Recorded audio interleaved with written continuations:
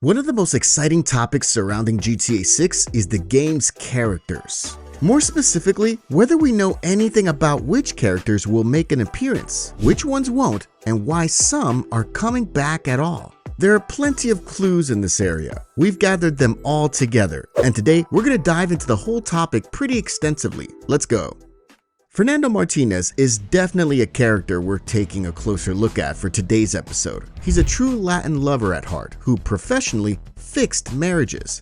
Most people probably know him as the charismatic host of the Emotion 98.3 radio station in GTA Vice City, but his debut actually came earlier in GTA 3. Back then, he ran quite an unusual business. On the surface, it looked like therapy for married guys, but in reality, it was just a brothel. Though I guess there might be people out there who'd say that one doesn't necessarily exclude the other. In any case, ads for his services aired on the radio, and Fernando also made an appearance on the Chatterbox FM station. After Vice City, he showed up in GTA San Andreas and Vice City Stories, but notably only as a radio voice, without a physical presence in the game. And this is important because according to Rockstar's rule, no character physically present in the games from the so-called 3D universe can appear in physical form in the HD universe.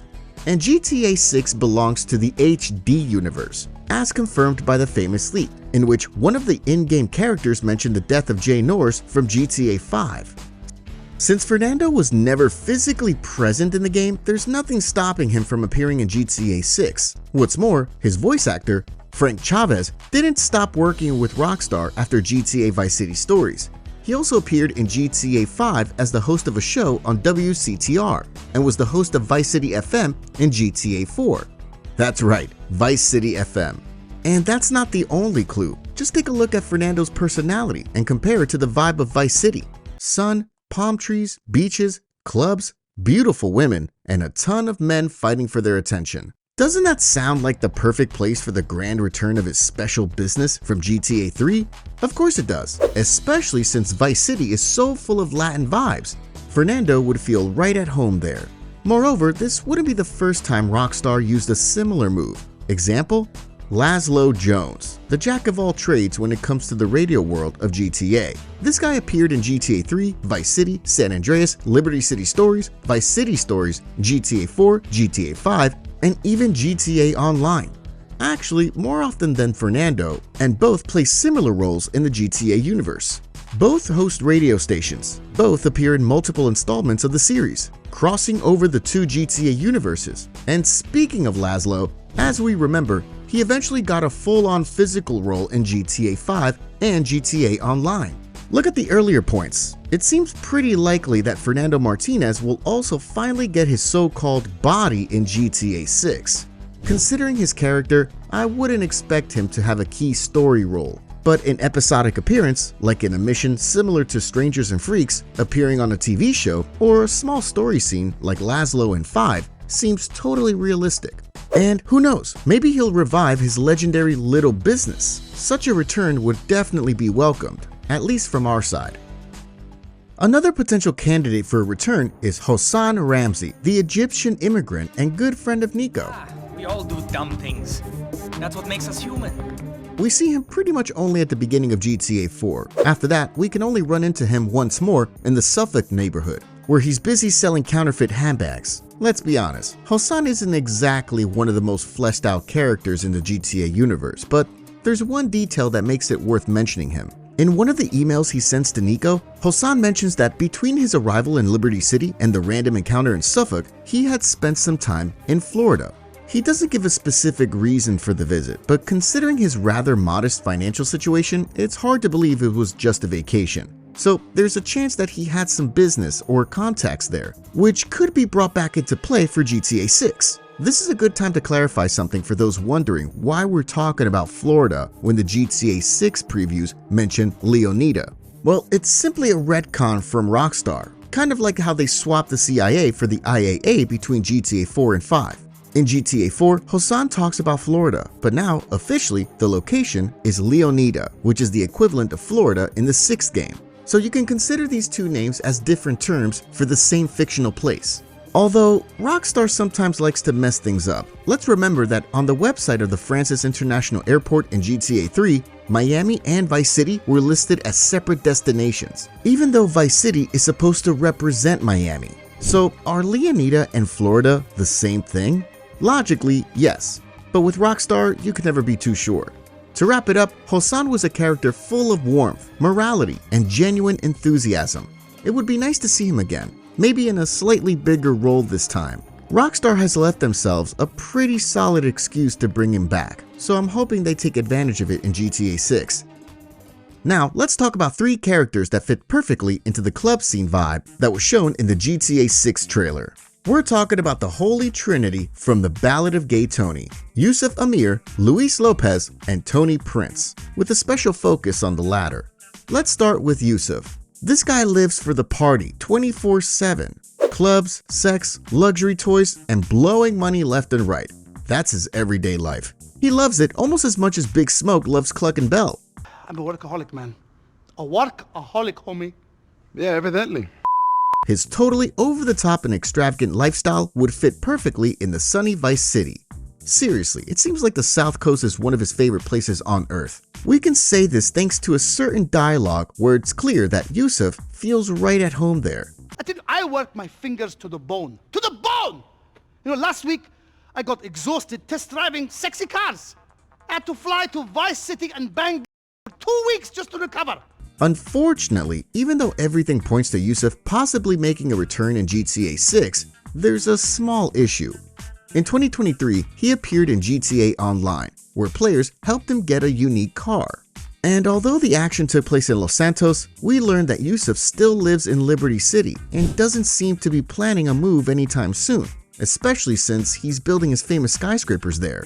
Of course, this doesn't mean that his appearance in the 6th game is totally off the table. After all, a big businessman like Yusuf has to sometimes leave the city to unwind and fulfill his next weird fetish. So I don't know about you, but for me, Yusuf's appearance in GTA 6 seems pretty likely. Let's hope Rockstar remembers how wonderfully crazy they made Yusuf's character and doesn't let him go to waste. As for Luis Lopez, while he's a character that's easy to like and whose return would surely be welcomed by fans, I wouldn't expect much. In one of the management mission conversations at Maisonette 9, when he talks to a celebrity, he gets asked why he and Tony don't open a club in Vice City.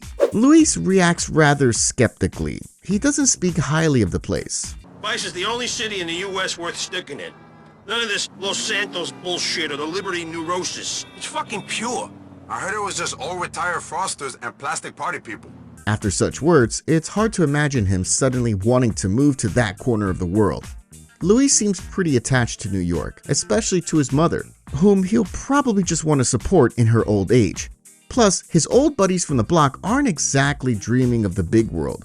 They're suffering from something like the Sweeto Lamar syndrome, meaning their main goal is being loyal to their neighborhood and sticking to their lifestyle. Luis has built a solid network of contacts in Liberty City, and judging by his conversation with Ray Bulgarin, he feels at home there.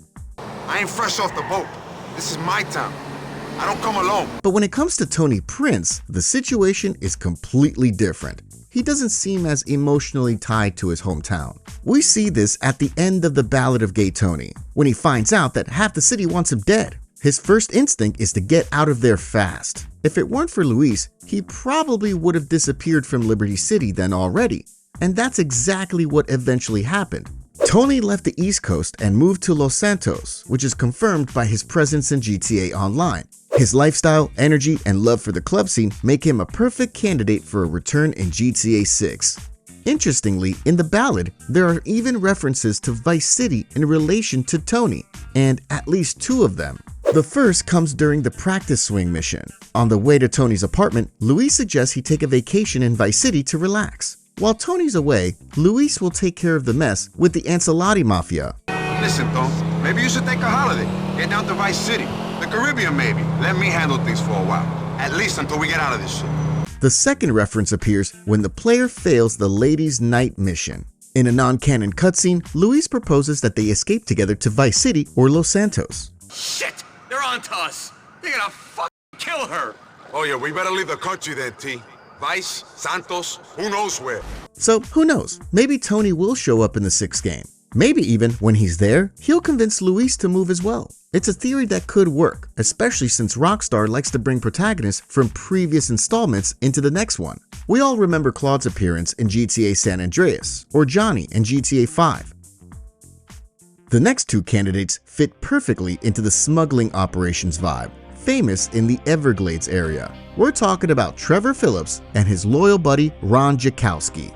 In GTA 5, both were enamored with provincial life, and aside from drug dealing, they were also involved in smuggling, including in collaboration with Oscar Guzman. On paper, expanding Trevor Philips Industries into new territory seems like a natural step. The problem is, in practice, things look a bit less colorful. It's hard to imagine Stephen Ogg, the actor who portrayed Trevor, wanting to step into the same river again. For some time now, he's clearly made it known that he's fed up with being primarily associated with that guy from the game. He calls GTA a cartoon, and in interviews, he doesn't hide his frustration that people often see him more as Trevor than as a real actor. That's at least how his statements can be interpreted. Given that, Trevor's return in GTA 6 seems pretty unlikely, and it looks like Rockstar has come to terms with that. Plus, the smuggler's run in GTA Online includes the telling line, "That bastard Tre, my best friend, he's supposed to protect me forever, and he goes all Vinewood on me. He's too important for Ron now." He's too important for Ron. This might be a subtle dig at Stephen Ogg's attitude. And what about Ron? Here too, I wouldn't be too optimistic. In the game itself, he seems quite happy with living in Sandy Shores. It's like home for him, and he doesn't seem like the type who would abandon his paranoia, radars, and helicopters for sunny Vice City. In short, the chances of his return also seem pretty slim. The next character is kind of a matter of routine, but just for the sake of completeness, and in case anyone hasn't heard of him yet, it's worth mentioning quickly. We're talking about Jerry Kapowitz. In GTA episodes from Liberty City, we have this whole situation with diamonds worth $2 million that ultimately end up in the trash, or rather almost end up there. In the final cutscene of The Ballad of Gay Tony, we see a homeless guy rummaging through scattered bags, and in them he finds the very diamonds. By the way, this whole thing is also mentioned in the in-game news, and this homeless guy is Jerry Kapowitz. What's important in the context of today's discussion is that, according to the game's information, he plans to use the money from selling the diamonds to open a liquor store and a gun shop, combined. And not just anywhere, but in Vice City. Fingers crossed this actually happens, because seeing a shop where you can buy both guns and booze in one place would definitely be a wild ride. Honestly, this whole Jerry storyline seems like a near certain return. Rockstar, by creating the whole diamond plot, clearly outlined his future path, and that path seems to lead straight to Vice City, as if they were already planning for Jerry to play a role again someday. The next character on my list is Playboy X. So why this choice, you ask? Let me explain.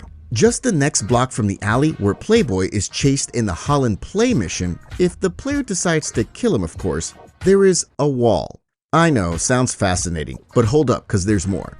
On this wall, there's graffiti with the words Vice Squad. Now, as you probably remember, the Vice Squad is a police unit from GTA Vice City and Vice City Stories, known for riding those distinctive, unmarked cheetahs. And we thought maybe this isn't a coincidence. Maybe Rockstar placed this tag exactly where Playboy's story ends as a subtle hint. If it turns out we see this graffiti in GTA 6, it could serve as a symbolic confirmation that it's Dwayne's death, not Playboy's. That's the canon choice. Because even though the game clearly pushes us to leave Dwayne alive, the characters themselves even regret killing him later. You can become friends with him, get his backup, and more. There's no official confirmation. If one of these characters returned in GTA 6, all of these stories would finally be put to rest. But honestly, in the case of both Dwayne and Playboy, the situation kind of reminds me of Luis. Both are doing fine in Liberty City, living their lives, making money, having contacts and influence. Plus, Playboy had bigger plans. He wanted to build parks, support the community and whatnot. So even if this graffiti is a real hint, realistically speaking, you could question whether his return in GTA 6 would even make sense. On the flip side, if Playboy's plans in Liberty City went sideways, Vice City might just be the perfect place for a fresh start. Sticking for a moment with the theme of black gangsters, we wanted to quickly mention Little Jacob and why we think he might show up in GTA 6. First off, players absolutely love Jacob. That much is obvious when you scroll through fan discussions or character rankings across the series. But beyond just being a fan favorite, there's also one interesting fact that makes a solid case for his return. See, the two largest Jamaican communities in the US are in New York and Florida. And that second location fits GTA 6 perfectly. Even more, one of the most iconic films about Jamaican gangsters, Shadas, also takes place partly in Miami. Rockstar loves to reflect real-world culture, and this would be a golden opportunity to weave Jacob naturally into the Vice City world, with some subtle or not so subtle nods to those Jamaican vibes. As for Badman, sadly, the odds of seeing him again are slim.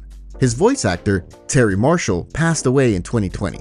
Without him, it's unlikely Rockstar would bring the character back, given how unique and essential his voice and delivery were to who Badman was. Lester Crest, the computer nerd and hacker who in GTA 5 was in charge of planning most of the heists. Well, maybe except that one with Merryweather, but even there, he still played a pretty big role. In his case, it's not really about subtle hints or hidden clues. Lester just feels like someone you can't really replace, especially when it comes to the online mode. Already in GTA 5, we could see how important he was, mainly when it came to pulling off the jobs. But it's in GTA Online where his full potential really got used. Lester's the guy who knows how to talk business. Sure, sometimes he loses the plot a bit so things don't get too boring, but most of the time he speaks clearly, makes sense, and actually knows what he's doing. And he's got that unique skill. He can just randomly pull a super specific bit of info out of nowhere. And with him, it doesn't even feel weird. He just makes it work. People quickly pick up on the fact that he's the guy to go to for behind the scenes stuff. Franklin's reaction in the last mission tells you everything about Lester. You're you know, I don't know. You know everything, dawg. We walk in, say we need this kind of car, that kind of gear, and a plan to rob that place. And what does Lester do? Instantly. The car's here, it belongs to that guy. To get it, you need to do this. And of course, he'll help, cause he'll dance with his fingers on his keyboard a bit, turning off some super advanced security system. He's not only on point with the info, he also talks us through everything step by step, drops comments during missions, and keeps messing with stuff in the background. Without him, we, or even the characters, wouldn't have a clue what to do next. He's just the brain, the coordinator, the tech support, and the narrator in one. And let's not forget, in GTA Online, you can also call him and for a small fee, get the cops off your back, just like you used to call Francis or Kiki in GTA 4. So yeah, Lester just feels irreplaceable. The next character on our list is Karen Daniels, better known as Michelle from GTA 4. We think there's a solid chance she might return in GTA 6, and for a few good reasons. First off, it's worth pointing out a certain little trend Rockstar started back in GTA 5. In GTA 4, the first mission involving Michelle is titled Three's a Crowd, while in GTA 5, the first mission where Karen shows up is called Three's Company. Could be a coincidence, sure, but if we were in Rockstar's shoes, we'd definitely be tempted to keep that pattern going in the next game. So if GTA 6 ends up having a mission that starts with threes, it might be a sneaky little signal that Karen is about to pop out of nowhere. But putting the mission title symbolism aside, Karen also makes for a great candidate to play the bridge between the world of federal undercover operations and the more grounded street-level criminal world. And let's be real, government agencies meddling in the criminal world is something Rockstar's leaned into pretty heavily, especially in GTA 5. So it feels like a safe bet that we'll see more of that in GTA 6. Plus, those agencies operate nationwide in the GTA universe, so moving characters from one city to another isn't really a stretch. Just look at GTA 5. Rockstar had no problem bringing Karen and ULP over from Liberty City to Los Santos. Logistically, checks out. That's why we think Karen Daniels has a valid chance to show up in GTA 6. So if you see a mission called Threes Something, keep your eyes peeled. Next up, we wanted to bring up one of the texts Roman sends to Niko in GTA 4. You know the one, where Roman says that if Niko decides to do business with Dimitri at the end of the game, they'll be able to fly on a private jet to Vice City for a vacation or maybe some sightseeing. Though, let's be honest, we all know where Roman would end up first, and he probably wouldn't be in any rush to leave. Anyway, the issue is, we know from GTA 5 that canonically, Niko didn't take the deal with Dimitri. He went the revenge route instead, which means that jet ride probably never happened, at least not in the main storyline. On the other hand, it's not like that kind of trip is totally out of reach. A private flight from Liberty to Vice doesn't have to cost millions. Considering everything Niko did for the local gangsters, the risks he took, all the running around, the shootouts, the jobs, I'd say he could have easily treated himself and Roman to such an attraction. Now, as for actually moving to Vice full-time, that's a bit harder to picture. Roman had a solid taxi business going in Liberty City, was happy with Mallory, and let's not forget, she had some pretty decent connections out there. I mean, she's the one who figured out where the Russians were keeping Roman in the hostile negotiation mission. And Niko? I wouldn't give him any chance of returning, both story-wise and behind the scenes. Michael Hollick, the guy who voiced him, didn't exactly have a great experience with Rockstar. He got the short end of the stick financially, so it's unlikely he'd want to come back. And then there's the bigger thing. By the end of GTA 4, both Niko and Roman clearly say they want to leave the criminal life behind. And it looks like they actually did. We even see a Life Invader post from Niko in GTA 5 that backs this up. And when you've managed to walk away from that world, when you don't want to be a thief or live in fear of the Russian mob anymore, you're probably just not a good fit for the GTA 6 vibe. So yeah, that text from Roman is a cool little detail and a fun Easter egg, but it's pretty hard to imagine we'll actually see them show up in Vice City. A similar kind of reference pops up in GTA Chinatown Wars. Every now and then, dealers trying to motivate Huang to get them some product will throw out a line like, "Your retirement in Sleepy Vice City will be that much closer if you can get me as much drugs as you can." Just a random bit of dialogue, sure. But once again, there's Vice City creeping in. This time as a kind of dream, a goal, a break from all the crap Huang's dealing with in Liberty. And honestly, the ending of Chinatown Wars left a lot of question marks. Sin does offer Huang the chance to take over leadership of the Triads, but considering how every single one of those guys, Chan, Zhu, Kenny, even Sin himself, was scheming behind each other's backs in some way, you wouldn't really blame Huang if he was just done with all of it. Maybe he decides to walk away, try a different kind of life, maybe even in a different city. And what would make a better place for a fresh start than Vice City? So yeah, another open door. And honestly, bringing Huang into GTA 6 from something as unique as Chinatown Wars sounds like a pretty wild and interesting move on paper. To finish things off, let's talk about a few side characters from GTA 4 who either already live in Vice City or really wanted to move there. In their case, we're more likely to see them in a brief cameo, maybe as characters in something like the Strangers and Freaks missions, or part of random events if they're even in GTA 6. First up, the user on blogsnobs.org in GTA 4 with the handle FetFighter2008. She's a feminist living in Vice City.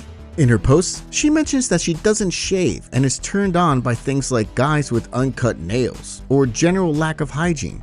Let's just say she has some pretty unique preferences, at least by my standards. What's interesting here is that her personality is basically a carbon copy of Michael Carapatis from GTA Vice City. Carapatis was one of the guests on the K-Chat radio show, where she went off with extreme feminist views, talking about not shaving and generally trying to prove that all men are women haters, even though she herself resembled more a man than a woman, but she'd never admit that.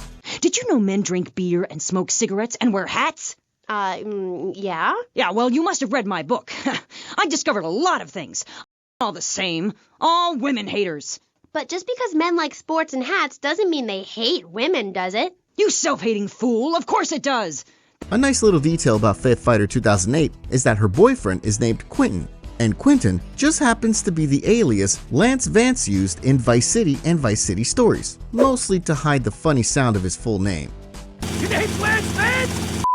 Next up, we have another interesting case. This one's pretty absurd, but that's what makes it memorable. Joshua Hampton. He's a character mentioned in GTA 4 through the radio news. There's nothing too weird about that, except, well, he's a 6-month-old baby, wanted by the police for the murder of his father. Sounds like classic rockstar black humor, right? But it doesn't stop there. According to reports, Joshua killed his father to go to Vice City and marry his mother. Yep, you heard that right. His motivation was to have an incestuous marriage. And Vice City? Well, as stated in the game, apparently such things are socially accepted here. This news is a clear nod to the myth of Oedipus. Just to remind you, Oedipus was the guy abandoned by his parents right after birth because an oracle predicted that he would kill his father and marry his mother. In an attempt to escape the prophecy and change his fate, his parents abandoned the infant in the mountains to be eaten by wild animals. Oedipus survived though. He was found by the king of Corinth and raised by strangers. When Oedipus grew up, his fate unfolded in such a way that, totally unaware, he fulfilled the prophecy once foretold to his real parents. He killed his father and unknowingly married his mother. Now let's think about this. If GTA 6 is set in 2026, which aligns with the game's release date, just like GTA 4 and GTA 5, Joshua would be 18 years old by then. So he wouldn't be a baby anymore, but a young adult. I bring this up because we know Rockstar avoids kids in their games like the plague, but an 18-year-old is a different story. It would be interesting to see how on earth an infant could have committed two such heinous acts. And finally, something like Phil Collins' physical appearance in GTA Vice City stories. I'm talking about Iggy. The legendary lead singer of the Stooges hosted Liberty Rock Radio in GTA 4. But there was more to one of his lines than just voice acting. These songs remind me of why I'm moving out of Liberty City. I'm going to Vice City where I don't get iggy'd or jacked, and you can walk around barefoot without getting an infectious disease in your foot. Could Rockstar be planning a repeat performance? After all, Iggy is a real-life music legend, and some of his tracks have already made it into the series, including GTA Online. The collaboration has happened before, so why not continue it? A full-on appearance from Iggy, whether as an NPC or a concert headliner, this would definitely add some character and authentic rock vibe to the game. Alright, that's all for today. Big thanks for watching, all the likes and comments, and see you next time. Take care.